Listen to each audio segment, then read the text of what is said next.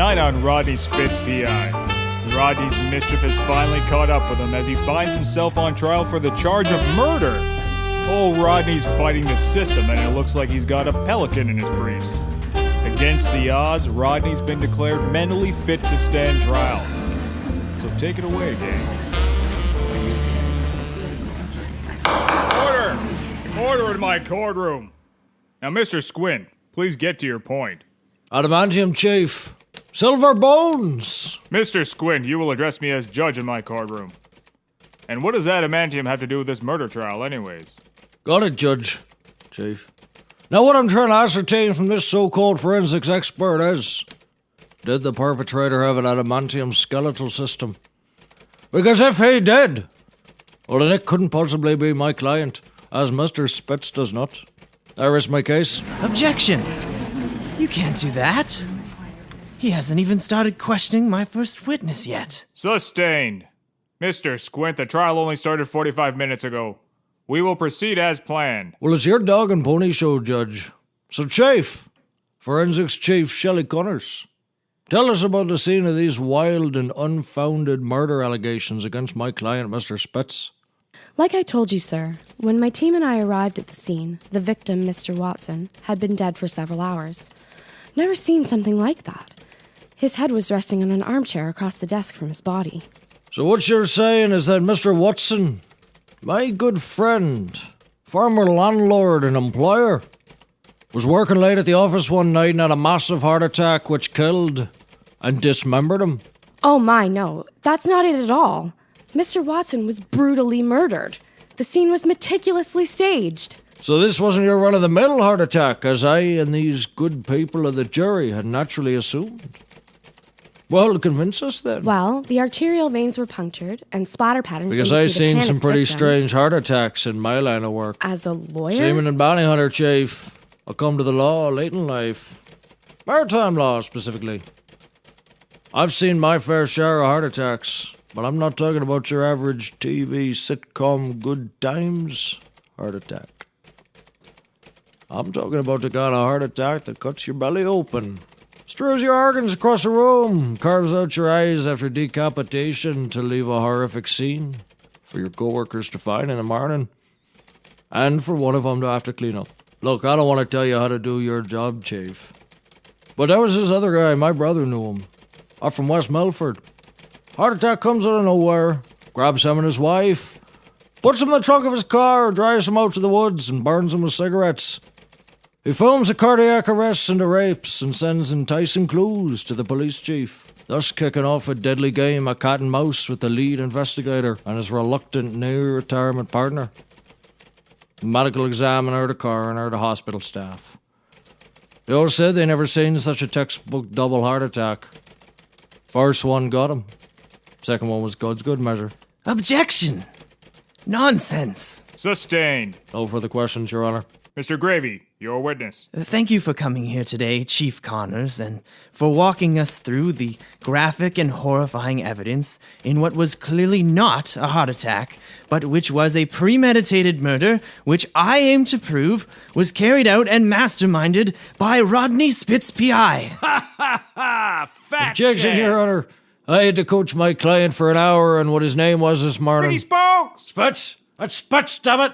With a Z! Sustained. Now, can you please tell us what may have caused the fatal blow to the victim? Well, it's my professional opinion that the dismemberment and staging of the body took place post-mortem, but that the victim died of a blunt force trauma to the head with a road warrior mace. I see. Could you please tell the jury what exactly a road warrior mace is and what it would be used for? Well, in the not-too-distant future, civilization as we know it has crumbled in the wake of oil and energy shortages. In the desert wasteland, packs of berserk motorcycle gangs wreak havoc on the remaining terrified populace. Without ammunition, vigilantes and scoundrels alike revert to medieval weapons, the mace, blunt and heavy, being favored among them. It's my expert professional opinion that Mr. Watson was killed by one of these road warrior-style maces. Cool. Well, there you have it, ladies and gentlemen of the jury. I intend to prove to you, without a shadow of a doubt, that Mr. Rodney Spitz wielded that road warrior mace to kill and later dismember his landlord, Percival Archibald Watson. No further questions.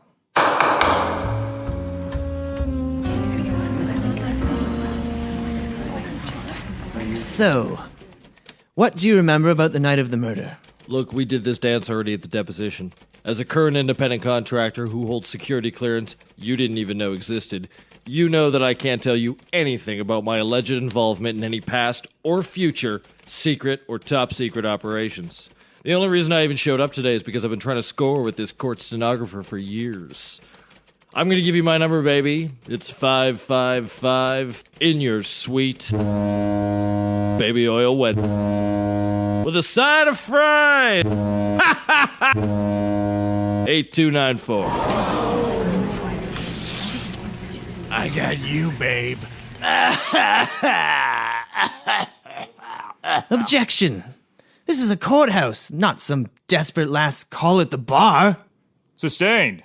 Besides, Agnes just became a grandmother for the second time. She's been happily married for 35 years. The thrill is gone.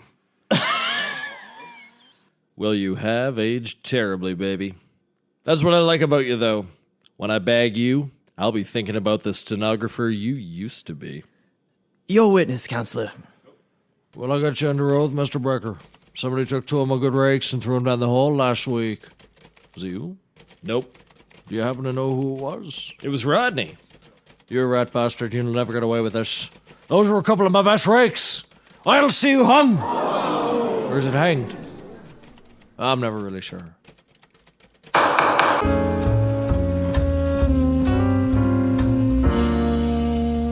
So, Mr. Reno, you were the last person to see the victim, Mr. Watson, alive on the night of the murder. Ooh, you are correct. Alive and kicking. Can you please tell the court exactly what happened the night of the murder? The last time you saw Watson alive. Well, now as I remember it, it was Friday evening, and people were pretty darn excited for the weekend.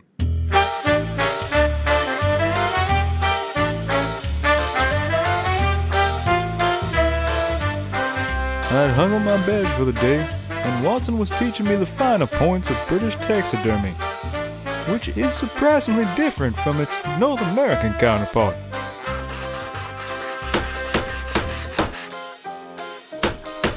Now, you see, dear Reno, the primary difference is, in Mother England, it's proper to cross the animal's hindquarters, for modesty. You Americans are mired in vulgarity. All your stuffed and mounted beasts are open-mouthed and spread-eagled like the common sailor's hall. It's all about the attention to detail in this craft. Now, let's brace up this possum's hindquarters and straighten his bow tie. If we're snappy about it, we may be able to start the next possum before we retire for the evening. Ooh, now I see your point, Watson. But I do have one question. How can you display the majestic beauty of a bald eagle without spreading them wide open? Oh, my dear boy, you've stumbled upon the etymology of the idiom spread eagle. What was that? Sounds like I'm not the only one with plans this weekend. Oh, Bricker, must you debase everything down to the perverse? Even the fine and noble art of taxidermy? Dare I even ask how you'll be spending your surely debaucherous weekend? You know, I'm really disappointed in you guys. I'll have you know that I'll be doing missionary work all weekend. All right, well, my apologies then. What type of Samaritan activities will you be getting up to? Building an orphanage? Administering vaccinations? Supplying villages with clean water? Yeah, oh yeah, missionary work, yeah. Yeah, that kind of stuff. Yeah, it's a little bit different than that, but, you know, she is definitely gonna need some vaccines. Anyway, catch you clowns on Monday. Hey, you, Bricker. Smart ass. Hold up a sec. Have you seen my rakes? Nope, Rodney probably stole them. Anyway, I'm late for some missionary work. Poor lass gonna need a whole course of ultra-potent Crimea strength penicillin after this weekend. Gentlemen, I haven't got a moment to spare, but firstly, Tell me a little bit more about your little taxidermied friend in the cravat here. It's nice to see a possum dressed with a little class for once. And second, which one of you sons of bitches stole my rakes? He is a snazzy-looking bloke, isn't he? And I have to second Bricker on that. If anyone stole another batch of your rakes, it has to be Rodney. Well, have either of you seen that slippery bastard? Ooh, can't say we have. But I bet you he's out in the town. You know, working a case. Asleep in a grocer's dumpster on 5th and Duncan. Got it. I'll skin that fleecing bastard alive when I find him. Well, Reno, we've just about finished turning this once decomposing animal half-life into a timeless reminder of my Dickensian childhood, being raised in an opossum orphanage in Southwick.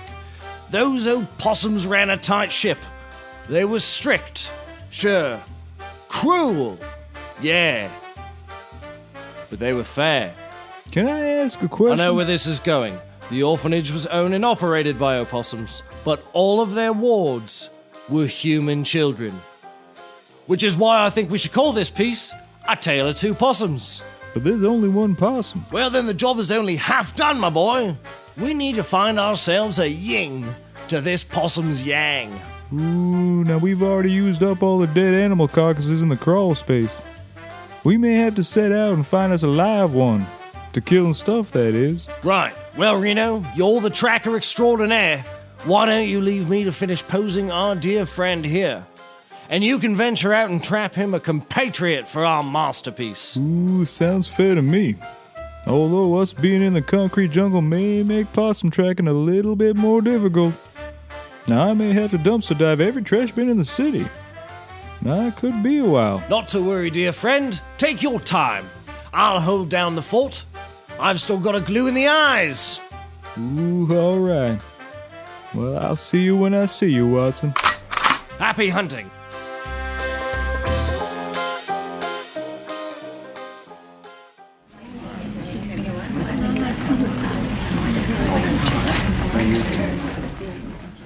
Ooh, like I warned him. It took me a little longer to track down some game. But I came back 3 hours later with a beaut of a possum under my arm.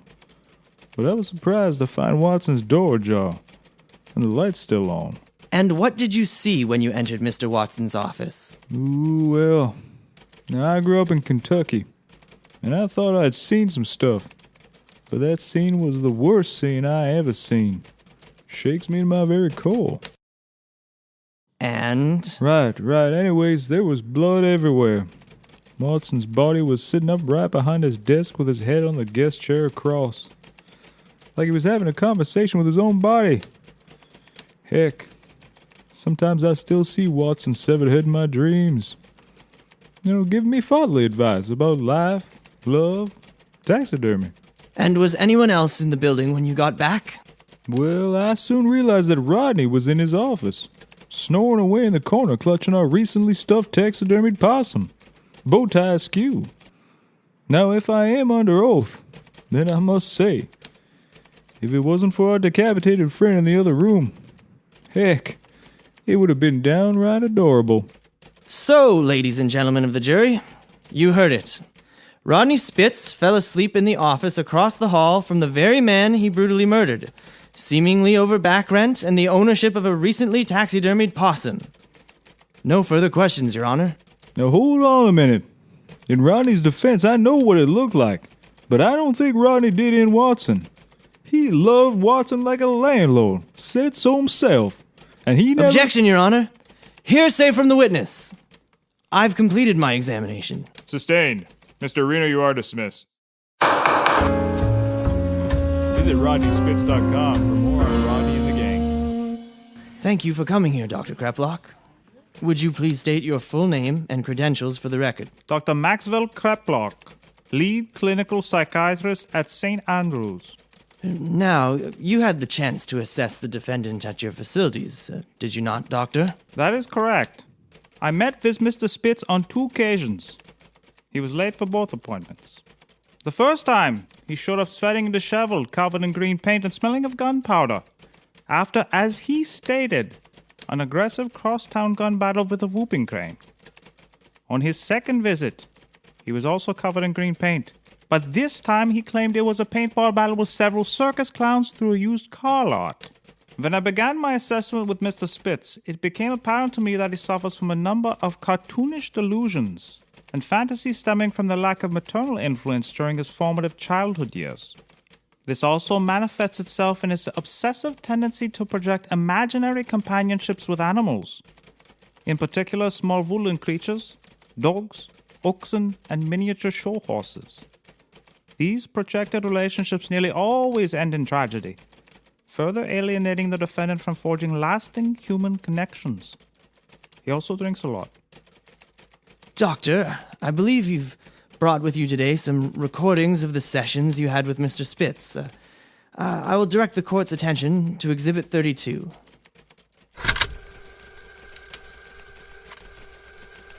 Mr. Spitz, we are going to begin a word association exercise. I will say a word, and you say the first thing that comes to your mind. Let's begin. German. I have not said the word. Let's begin now. Thanksgiving. Spread eagle. Beach. Jean shorts. Love. Spartacus. Sweet, gentle Spartacus. Relaxation. Murder. Landlord. Potato salad. Rent. Not a chance. Friend. Murder. Premeditated murder. Enemy. Potato salad. Pre-mixed potato salad. Oh, and raw eggs. Pretty chilling stuff there, Doctor. It's true. He is an idiot. Doctor, in your professional opinion, does the defendant's penchants for cartoon violence, specifically armed hijinks and elaborate radio gun battles, affect Mr. Spitz's ability to stand trial for the crime he's accused of? While the defendant is a very strange and comedic individual, he does appear, through clinical diagnosis, to understand the difference between right and wrong, and in my opinion is fit to stand trial. Cool.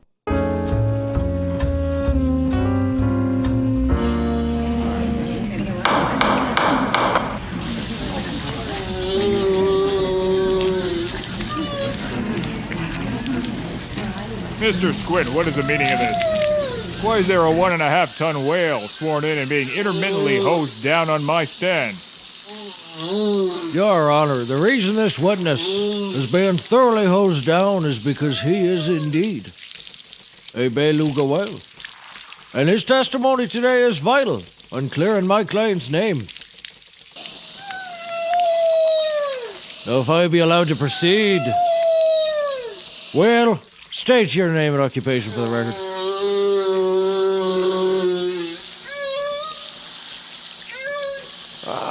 Daniel from Fresno Beach.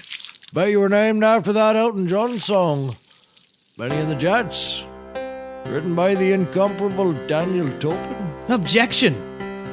Bernie Topin. Sustained. I must be mistaken. But it's just that you look like Daniel, my brother.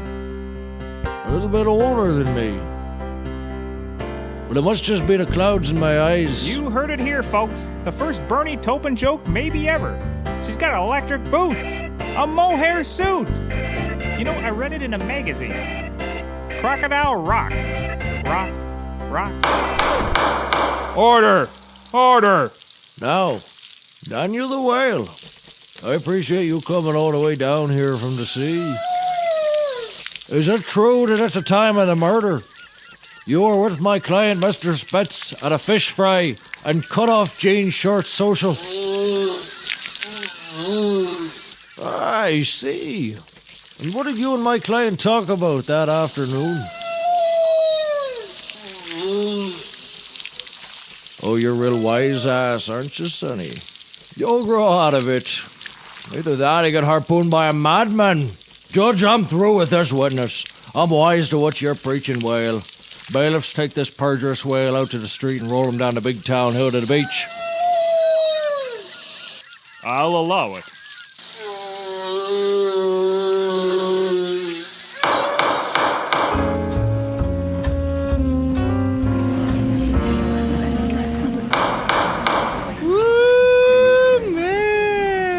Mr. Lil Briks, Mr. Shake, thank you for coming here today to tell us what you know about the murder weapon.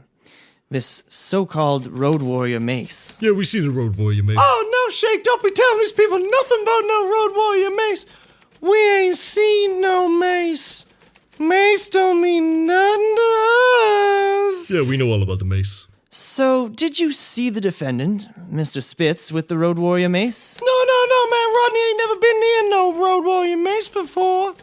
Yeah, we sold Rodney that road warrior mace. Oh, no, Shake, no, don't tell him we sold old Rodney the mace. Oh, he been so good to us. He showed us where the soup kitchen was that winter. Ooh, man, we got a lot of good meals coming out of that place. Yeah, Rodney came looking to us for a mace. I said, yeah. All right. Oh, no, Shake, no! So you actually sold Mr. Spitz the alleged mace used in commission of the crime? No, it's not like that. You see, Rodney just came looking for a hug while we was bludgeoning. And, you know, boys will be boys. Little Briks, enough. Ooh, you're right. I'm talking too much. I know I shouldn't be talking so much, but I guess I just like all the attention from all these delicious people. I love you, jury people. Yo, man, cool it with the psychopath laugh. That creeps people out. For good reason. Ooh, you're right, Shake. You always right. Now, what was you asking about, Mr. Gravey Lawyer, man?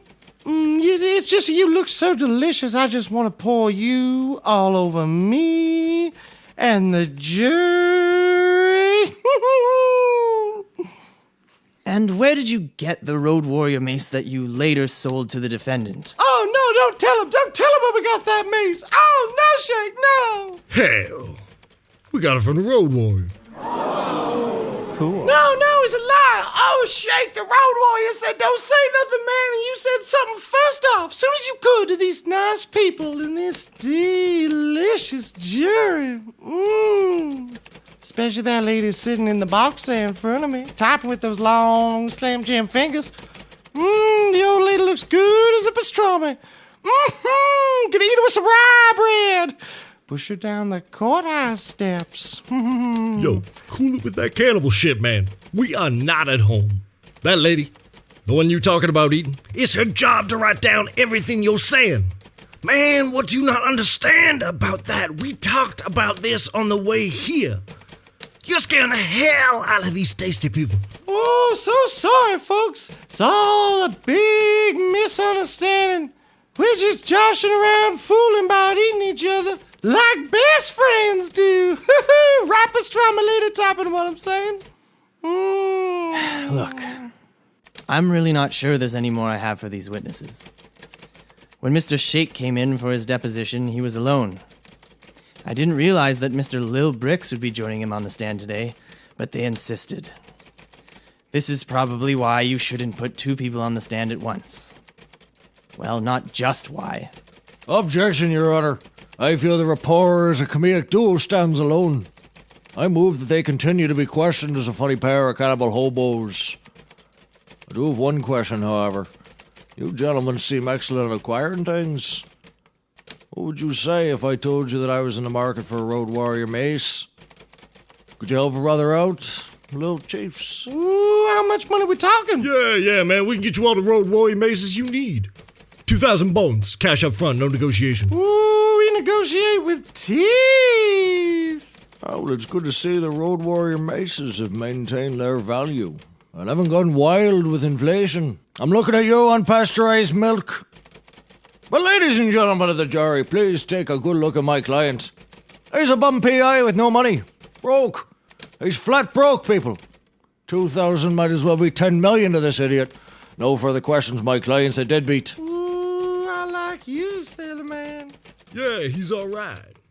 Gonna spare his ass. Ooh, heck, spare ribs. Chick, we gotta get us some ribs for lunch. The witnesses are dismissed. We'll resume at 1:15. You're gonna give me some rye bread and follow you to your car. Topping sandwich meat, lady. Subscribe to Rodney Spitz on iTunes or listen on Stitcher Radio. Court is now in session. Bailiff? Has anyone seen Agnes, our stenographer? Nope. Oh well, never mind. Okay, people, this one's kind of off the record, so we'll all just have to focus on what's happening and try to remember it. Mr. Spitz, Rodney, would you please tell the jury what it is you do? I'm Rodney Spitz, PI. Sagittarius. No, Pisces. No. I think it's the 2 crabs. No, Moon Lady. Definitely Moon Lady. I'm a private investigator. For hire. Cheap. So, Rodney, on the night of the murder, you were with Daniel the whale and an unnamed giraffe. That's right. We were having a guy's night out. You see, the giraffe was just getting out of a really bad scene. So you didn't kill Watson, then? Look, I've done a lot of bad things in my life. I shot my own father out of a cannon once. Then I got deep into ivory smuggling for a while. Tusk deep. Then I ran pasta for the mob. Fusilli, penne, elbow macaroni. Yep, I've done a lot of bad things. But I did not kill my landlord Watson. Look, every time I go to someone's house, I steal a dinner plate before I leave. Hey, I even sewed a special pocket for them in my trench coat. Look at this, look. I went through an awkward phase in the 80s where I kept kidnapping people in my sleep. Most of them escaped by the time I woke up, though. So no harm done. Oh, and I once set up a giraffe to take the fall for a liquor store robbery. Stupid patsy giraffe. Rodney, as your lawyer and captain, I must say that I do not advise using your time on the stand to confess to a lifetime of crimes. Your Honor, strike those crimes from the record. Put them on my tab. Look, can I just tell you what happened? What happened when? The night of Watson's murder. I think I saw the road warrior. Who's a warrior? Come to think of it, the road warrior must have killed Watson. Yeah. I mean, who else could have done it? Objection. You. Sustained. All right, look. You guys want to hear this or what? So like I was saying, we had just had the greatest night, the giraffe and I. Robbing and setting fire to a liquor store. God, we were like teenagers. I was riding a smooth arsonist high all the way back to the office.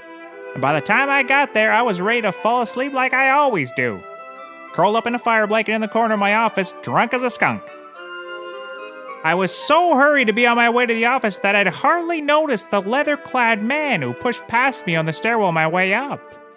He had a lot of those spiky things coming out of his clothes. A big motorcycle helmet, and when he said hello, he had a really cool Australian accent. Like a stegosaurus. Oh, and he was carrying this really big spiky bat thing.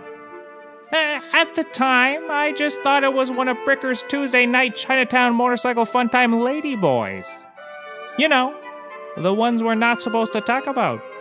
Except on Tuesdays. So what you're saying is that you saw the actual road warrior, presumably on his way back from killing Mr. Watson. Well, it wasn't Tuesday, was it? Well, you're right, Mr. Spitz. The murder was indeed committed on a Wednesday, not a Thursday. Tuesday. Damn. Objection. It was a Friday. Come on, guys. Well, my apologies, Mr. Gravey. I got a lot on my mind. I placed a couple of ill-advised bets on some ponies last night. OTB, Chief. If Grass Greener don't win Beg of the Fifth this afternoon, I'll be sold into slavery to Somali pirates. Presumably to lead them as their Napoleon. Patton. So Friday it was. Last I checked, Tuesday wasn't a Friday, Chief. It's clear now that my client witnessed the road warrior leaving the murder scene, and I move that all charges be dropped. No further questions, Your Honor. Mr. Gravey, your witness. Mr. Spitz, I want to go back to something you just said. If you saw a road warrior exiting the building, why are we only hearing about this now? Has anyone else looked for this mysterious road warrior? Did anyone but you see him? I didn't just see him. I gave him a business card and tried to give him a high five. He was having none of it, though. This guy was all business. A real cold fish. Squint. He saw him, too. Squint was there, too? Do you mean to tell me, Mr. Spitz, that your lawyer, Mr. Squint, was at the scene the night of the murder and also encountered this so-called road warrior? Counselor Squint, why have you kept this information from the court? Truth be told, Mr. Gravey, nobody asked. Frankly, I thought it was an egregious oversight that I'm not being questioned in this trial. I guess you just see a man as a lawyer representing a client. Never think to ask the man if he was at the scene of said crime. All right, look. Fine. That one's on us. To be fair, though, Road Warrior versus Wade was not covered in the esteemed law school that I attended. Now that was a miscarriage of justice, Chief. I'm just gonna keep going here. What were you doing at the scene of the crime, Mr. Squint? Just doing my job, Gravey. As a lawyer? Maintenance man. Jack all trades, really, you know. Small engine repair, ballroom dance instruction, animal husbandry. Well done, Mr. Squint. Carnival cruise, It's becoming pattern, clear that you're somewhat of a Renaissance man. glass blowing, movie bootlegging, softball coaching, poaching, of course. So, you were working as a maintenance man at the scene of the crime at the time of the murders. And you saw the Road Warrior as well. Oh, saw him indeed. Courteous fellow. Good for a handshake. Excellent conversationalist. But I tell you, Chief, he really does not like the Jews. And he does not hide that at all. So, Mr. Squint, after weeks of trial proceedings, you haven't brought this up even once. Truth be told, I didn't think it was relevant. I have many passing conversations in a day with many passing folk. When I found out Watson had been murdered, I, like all of you, assumed Rodney was guilty and didn't bother look for any other suspects. And I almost forgot entirely about my Road Warrior conversation until conveniently, just now. Well, that's just great. Is there anything else you'd care to share with the court that may be relevant? Just now?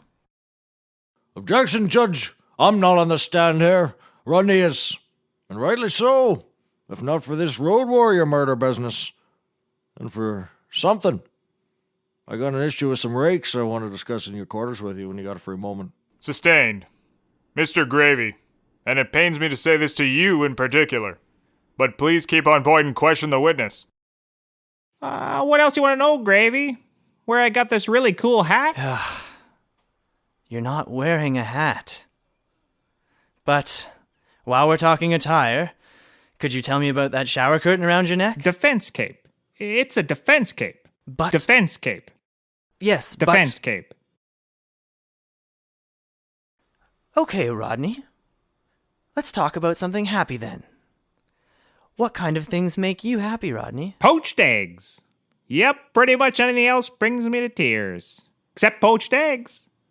Nothing makes me happier than munching down handfuls of raw stolen eggs. So, to clear up the timeline, you committed an act of arson at a liquor store with a giraffe, stole and ate some raw eggs, then I can only assume got violently ill, and finally retired to your office building where you bludgeoned and dismembered your landlord over a dispute about back rent? Have I hit on all the key points here? Oh no, the defense has concocted a wild story about a mysterious road warrior late in the trial, witnessed only by the defendant and his moonlighting attorney. Ladies and gentlemen, I have presented you with facts throughout this trial, not some B-movie hallucination from the failing mind of a dangerous criminal. No further questions, Your Honor. No closing arguments. I'm just done. I can't do this anymore. It's too silly. We're done. I've got a question for you, Gravey.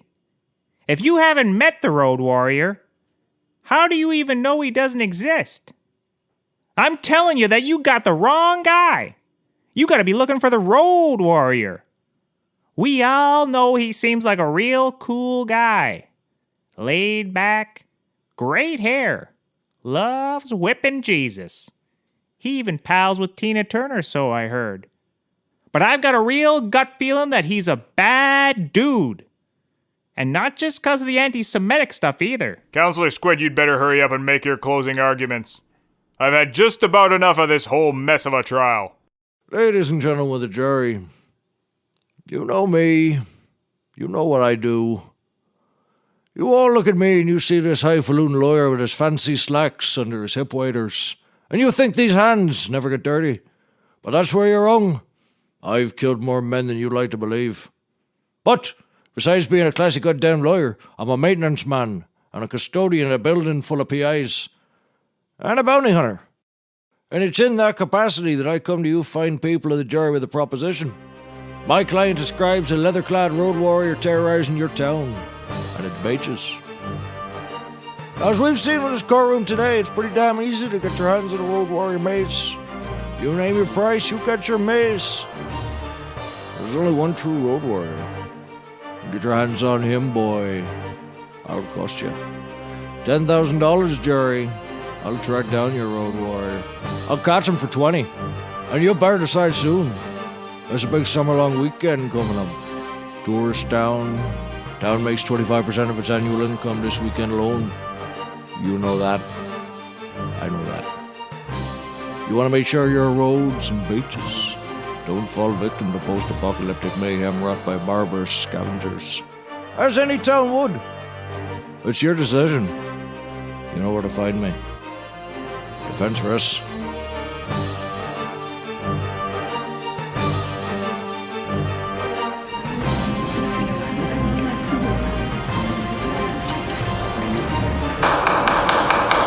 Has the jury reached a verdict? We have, Your Honor. And on the count of murder in the second degree, how do you find the defendant, Rodney Spitz? We find the defendant guilty. No!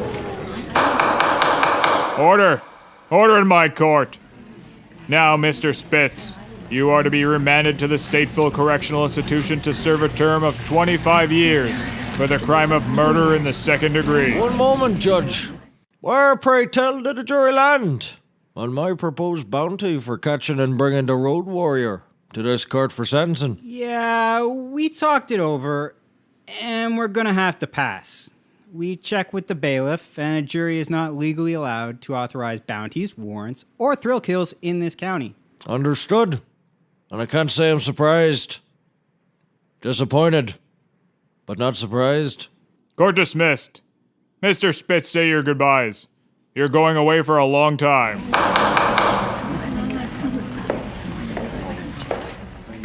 Well, you're all idiots. I hate you. I hate your janitor lawyer. I hate your Elton John whale. And I hate your two cannibal hobo buddies. And let's be clear, not because they're hobos, but because they're cannibals. And I'm pretty sure they ate the stenographer. No more! Yo, hey, Gravey man. We'll walk with you. Make sure you get to your car safely. No more zany nonsense. Gravey out. We had a late lunch, mister. Gonna give you time to stew, Gravey. I can't believe it. Good old Rodney Spitz is going to jail. I can't believe you haven't been in jail already. It's astounding. Ooh, that's right. First time I met you, Rodney, you were punching a nun. Hey, now in my defense, I thought that was a street-walking penguin. Well, Rodney, we gave it our best shot. We can mount an appeal, one that really drives home this road warrior angle. Well, I gotta get back to the office and check on my rakes. Maybe next week. Cool. Now, in the meantime, I'll spend the next 20 to 25 years trying to figure out a way to clear my name and bring that damn road warrior to justice. Well, if there's anything we can do. Actually, there is a Figure couple... of speech. I don't have to go, but I'm gonna. See you later, pal. Ooh, now don't you fret, Rodney. You best believe we'll get on the trail of that goddamn road warrior. You hang tight and wait for us to come calling. That's great, fellas. But look, I got a bunch of things that I need taken care of while I'm in prison. Ooh, lay it on us. The boys and I'll get them handled. Ooh, that's a huge relief. Okay. First off, find that damn road warrior, obviously. Second, I got a dog, a cute little number, but shell-shocked as hell. Boy, that dog gets the shakes. He's a broken shell of a creature, and he'll pretty much need 24-hour care and attention. Shake the dog, got it, what else? I signed up for Big Brothers. I picked the runt of the orphanage, and they'll be shipping him over on Tuesday of next week. Now, he's gonna need a good role model, and he'll also need 24-hour care and attention. And he's allergic to dogs. Raise a kid, got it. What else? Oh yeah, and can you check in on Daniel the beluga whale? Make sure he's staying clean, and steering clear of those dice games in the projects. The ones his old man used to throw at. Remember him? crooked son of a bitch whale. Shake the whale. Got it. Dice the projects. Got it. Anything else? Oh, yeah, and please water the plants in my office. Oh, and not that you don't already know, but please just mind the family of Vietnamese clowns that's been squatting in my office water closet. Now, they get pretty snarky late in the day, but they mostly keep to themselves. Except for the Russian roulette and all that boisterous indoor barbecuing. Oh, and don't bring the dog around. Plant of clowns and the barbecue. Got it. Look, Rodney, I gotta be honest with you. I'm not gonna do any of that. In fact, I'm pretty sure most of that list of items was a result of a small seizure or defect in your brain. Cool. Wrap it up, Spitz. Time to go. Oh, and don't forget to track down that damn road warrior. And for Pete's sake, write a man a letter. Will do, Roddy. Track down that blasted road warrior, and I gotta pick up milk. Those are the two things that I gotta do on my way home. I really should write that road warrior one down now that I think about it.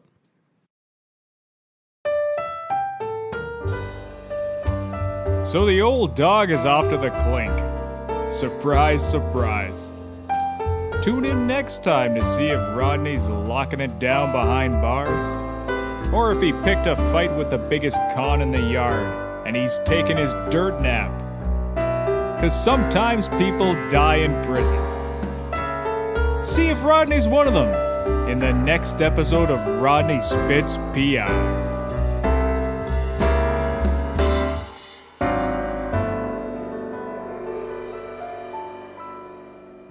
Play Us Out Productions. What does that mean, play us out?